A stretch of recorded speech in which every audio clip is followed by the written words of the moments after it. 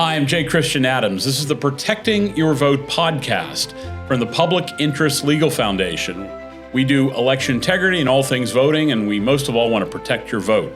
With me today is a relatively new Public Interest Legal Foundation lawyer. I'd like to introduce to everybody Sam Swanson. Thanks, Christian. Happy to be here. Great to have you. Sam, we usually, so far we've been sort of introducing some of the lawyers, some of the board members in this podcast. We talk about election issues, but today I want to talk about a number of things, some of which don't involve elections, and basically let people know the kind of the work we do. You are a graduate of what I think is, frankly, I will say this, and I'm not exaggerating, really the top law school in the country, in my view. Like, if I was going to hire lawyers, let's take the top 25, 30 law schools, I'd skip Harvard, I'd skip Yale, I'd skip Stanford, because those guys can't practice law, right? I'm just saying, go look at PJ Media. Hans von Spakovsky and I did a whole series called Do They Teach Law Anymore? And you can find out what's going on in the top 10 law schools. You graduated from George Mason, and what's its new fancy name? The Antonin Scalia School of Law. Right. Now that says it all, right? Yep. Named after one of the great Supreme Court justices. I'm a huge fan of George Mason law grads. We've had clerks here from George Mason, Bradley Fellows from George Mason. You guys do terrific work. Yeah, George Mason really tries to send out real lawyers who are ready to practice. I mean, practice is very much the focus of the education there. And I have nothing but great things to say about my time there. Yeah, you've hit the nail on the head. The differentiating thing is the lawyers and the law clerks that we've had from George Mason seem ready to actually practice law. It's not like they want to argue with you about the Dormant Commerce Clause and the implications of the slaughterhouse cases on social welfare. It's like, we're going to be lawyers, we're not going to be philosophers, and that's one of the things I like. Exactly, and they're big on legal writing. We had 2 full years of legal writing, so they want you to be ready to go, ready to know how to write the way courts want to see things written down and submitted to them. So they're really pushing that hard, and I think they're doing a great job. Yeah, I'm going to have to send the link to this podcast over to some people, professors I know at George Mason. So lots of good things to say. If you're thinking about law school and you don't want to go to a crazy institution like Yale or Harvard or Stanford, go to George Mason. So you hail from one, which I think is actually one of those beautiful states in the country. It is one of the sort of strangest states in the country in some ways, like the black soil that I see there. You're from North Dakota. I am from North Dakota, so there's not a whole lot of us. Yeah, that is. You might be one of. Now, I think the Secretary of State from North Dakota used to be a guy named Al Jaeger. Al Jaeger. I knew him. I don't know if I know anybody else from North Dakota. Well, we have a client. We did a case in North Dakota before you were here. But there's maybe like 500,000 of you? I think it's about 600,000 now, something like that. So about the size of D.C., the city of D.C. So. And after undergrad, you made your way east. By the way, what took you to George Mason? That's an interesting question. I don't think we've ever asked. It was right here in D.C. It was the great school, and got in, and it was kind of a no-brainer when I wanted to go to law school. Right. My choice is kind of in this area. It's absolutely George Mason. Cool. So one of the things I've noticed about North Dakota is, and it's true, they only have one congressman, I think, right? It's one of the few states that have one member of Congress, Wyoming, I think maybe Alaska. It is a rugged place. Like, I don't want to get caught in January in North Dakota. No, it gets real cold, and you can get some real nasty blizzards. My parents talk about how it got so cold that they used to have to take the battery out of their car every night. Oh my gosh. Bring it inside, otherwise it wouldn't start in the morning. So yeah, I often wonder if they build houses differently, like the pipes and the walls like are further away from the outside. Like I see weather in the winter, the Weather Channel say, oh, it's minus 46 in Bismarck. And I thought, isn't that killing everyone there? It's one of those things you just kind of get used to it, I guess. Right. Okay, so here at the Public Interest Legal Foundation, I'm on with Sam Swanson, an attorney here at PILF. You've gotten to work on some really interesting cases, and when we were talking about this podcast, I was thinking, most people out there who just live in the real world don't even know about some of the wild stuff that you're involved with. Let's start with Kansas and fusion voting. Let me say it one more time, because some people are saying, what's that? Fusion voting. What is this? Yeah, fusion voting is not something most people would ever hear about. It's not very common in the United States anymore. But essentially, it's when your name is on the ballot multiple times for different parties, and if you get a vote for either party, that counts as your vote. So you get a vote for the Democratic Party or the Green Party or Republican Party and the Libertarian Party. All of those votes add up together. In the final count. Yes. Yeah. And I like to short circuit explaining this to people by saying this is what they do in New York, right? Yes, it is in New York still does it. There's a few other places still kind of that do it every once in a while, but less common than it was. And have you ever figured out, I don't know if we did, and by the way, we did a brief in this case. There's a case in Kansas where I don't even know who the plaintiff is, to tell you the truth. United Kansas v. Schwab is the name of the case. Okay. And what are the plaintiffs claiming in the case? The plaintiffs, they want, right now, Kansas has a ban on fusion voting. They don't allow it on their ballots.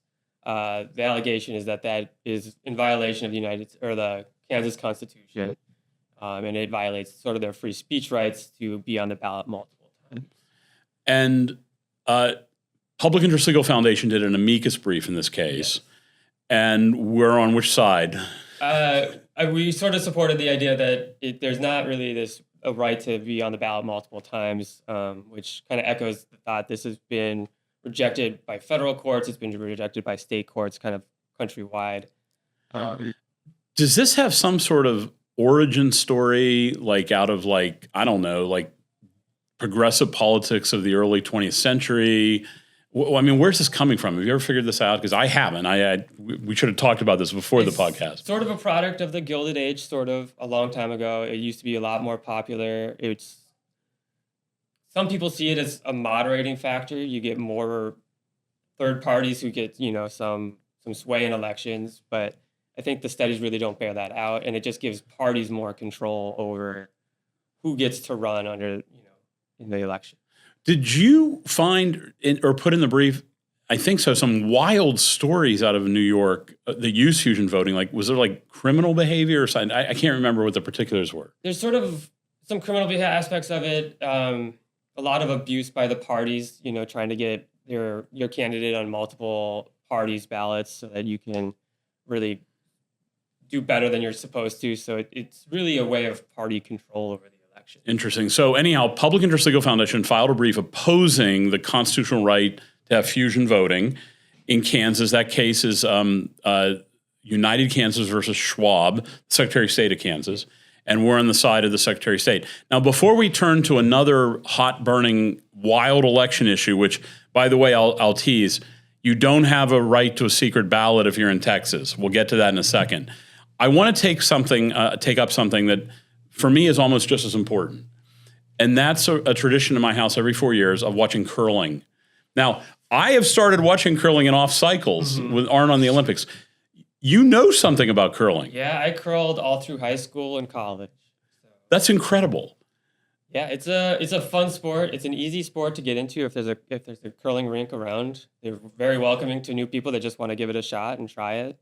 And it's a lot of fun. Yeah, this is like talking to someone who does falconry. Like you're a rare bird. Yeah. How about that?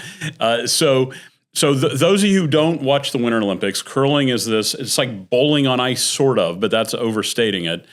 And it's wildly popular, right? Yeah, it's becoming more and more popular ever since it started in the Olympics. American won gold in Olympics, so after that, skyrocketed in popularity there too. So. And it's usually on MSNBC and CNBC. It's on the upper channels in the late afternoons, which presents some problems for me because I'm usually not at home watching.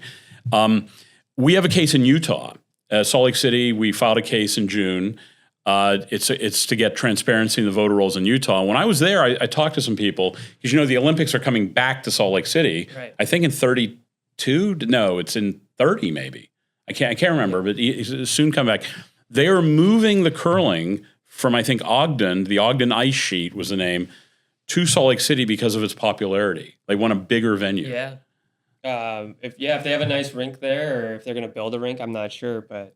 Do you have to wear special shoes like in bowling? Yeah, so professional curlers will have a special shoe that has really good grip on one side, and then the other side is a Teflon plate so that you can slide around on that shoe. That's why I see them like pushing with one leg, even when they're just walking around the rink and sliding with the other. Yep. I never usually knew your that. left shoe will have Teflon, so you can slide around. So you probably can find them on Amazon now, but I bet there was a time where once you got outside of North Dakota, you could not find anywhere that sells curling shoes. No, I don't. Yeah, there's only a few places even in North Dakota where you can buy them too. They're not super common, but. And how heavy are they? Called stones? Stones or rocks. I mean, are they hard to pick up? They're about 40. I think they're 46 pounds. Oh my gosh! And they're all made out of a specific granite off of one island in Scotland. Cool. Right? So they're all the exact same rock. It's almost like, in a way, it's like chess. Like when you watch a curling match, the moves are planned in advance. And that's what's appealing to me, in part because I don't know how they're planned in advance. Like I don't get it, but I want to try to figure it out and decode it. Yeah, so there's definitely a lot of strategy there. But the difference between chess is you still have to make the shot. You don't just right. So it's throwing a rock, long ways, and you have to kind of rely on all sorts of stuff. You get your sweepers to help you if you kind of miss a little bit. But. And how about the yelling? Like there's that, especially when it's like a foreign language, it's pretty wild stuff. Like everyone's yelling at the sweepers, right? Yeah, like, it's sort of just how you communicate. If the louder you yell, the more the sweepers know that they need to get going and sweep hard. So okay, guys. So that is Sam Swanson's version of curling, which I'm a fan, but I wish I knew more. Let's get back to elections because I'm going to put you on the spot and ask you a wild question that most people are going to be shocked at the answer. And we'll treat it like a deposition. One question. Isn't it true that in Texas, in Harris County, for some people, many thousands of people, I can look up their ballot and see how they voted? Yes. That's crazy. Let me repeat the answer for the transcript. Yes, it's true. When I first heard this, as you know, I was sort of skeptical. Yeah, it seems, antithetical to how voting should be done in this country. But yeah, I mean, and it's been widely reported in the news, and you can definitely look up how people vote in Texas. So Public Interest Legal Foundation is representing 3 plaintiffs, I think, in Harris County, Texas, in federal court, alleging that this system that allows you to look up how people voted violates their constitutional rights. Correct. And what is sort of the theory? Talk about the case a little bit. Well, the theory is that voters should have a constitutional right to a secret ballot. If you don't have a right to a secret ballot, then your vote is not protected, and you can face all sorts of retribution for how you vote. You could lose jobs over it. I mean, the possibilities are endless for the ways in which it could be abused. So. Right, and I want to challenge the listeners. Think you will drive in your car, or you'll be washing your hands, or you'll be making breakfast and coffee, and you will think of new ways that this can be abused. College admissions, court proceedings, looking up how some lawyer voted for the judge in Texas or not. Jobs, you mentioned jobs. How about like just hiring generally? You can all sorts of different things. You will start to think, I promise, of new ways that if you can look up how you voted could be abused. How about husband and wives? I mean, think about that one. We have a Norman Rockwell painting hanging in the lobby here, I think. I think it's Norman Rockwell, and it's called Election Day, and it shows a husband holding up a picture of Dewey and a wife holding up a picture of Truman, and they're fighting, and the child's crying on the floor. Imagine looking up spouses. Exactly. There's all sorts of, or your children, a father who's ticked off at his wayward child, and then they go look up and how they voted, and I'm writing you out of your will. Exactly. Yeah. And your vote should be personal, so you should be able to vote how you feel and how you want your voice to be heard. So we've taken on this case. You're one of the attorneys working on it. You've done a lot of briefing, very good briefing, by the way. If you guys want to read some good, well-written George Mason style briefs, take a look at the Public Interest Legal Foundation website and look up the Texas secret ballot case. Yet to be decided, right? And this has ramifications. This isn't just Harris County. No, I mean, this is all of Texas, or not all of Texas, but most of the Texas counties use the same system. So it's a problem outside of Harris County. In theory, other states, probably possible too. We have to look more into that. So that's what makes this case so important. And there are summary judgment motions. And if you're not a lawyer, that means the whole ball game, right? Like one side says we ought to win, the other side said we ought to win. It's briefed, and the judge is going to decide who wins. And so whether or not you have a secret ballot, And by the way, you can go look all in history and you will not find another case, as I recall, right on point. No, not really. In fact, I mean, we didn't always have a secret ballot in this country, and that caused all sorts of problems. This is really an invention of the 1890s, and it's worked out great, and it'd be a shame to kind of revert back to a system in which people could know your ballot. Yeah, I'm kind of curious why. Do you have any thoughts on why this is not getting like sort of like large thousands of people mad and uproarious? Like, is it because like no one wants to think it's really possible? That's my answer. Like, no one believes that this case is possibly real. Yeah, that's probably a majority of it. Is people don't want to, admit that their ballot might not be secret, that anybody could kind of look it up, that the government will know how you vote. I mean, there's a lot of ramifications for this. So the Public Interest Legal Foundation, Doug Blair went down to Texas and did a marvelous video, which like you can find somewhere on this webpage when you watch this. That you ought to see. They interview a lot of the people whose ballots, are not secret, and they say why they don't want to vote. Tell everybody, and feel free to, how skeptical I was at first that you could actually look up. Yeah, very skeptical. Right? As one should be. I mean, it's a kind of a crazy proposition that anybody can look up your ballot. So that's Zimmerman versus Hidalgo is the name of the case. It's in Harris County, Texas.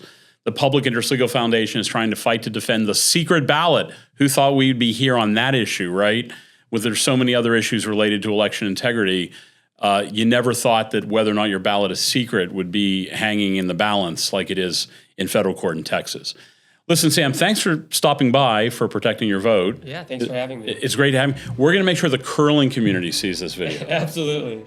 Right. So you've been watching Protecting Your Vote. I'm Jay Christian Adams of the Public Interest Legal Foundation. Make sure to subscribe or like us or whatever you want to do down there in the thumbs. This is Protecting Your Vote. For more information, you can also go to publicinterestlegal.org. Thank you much.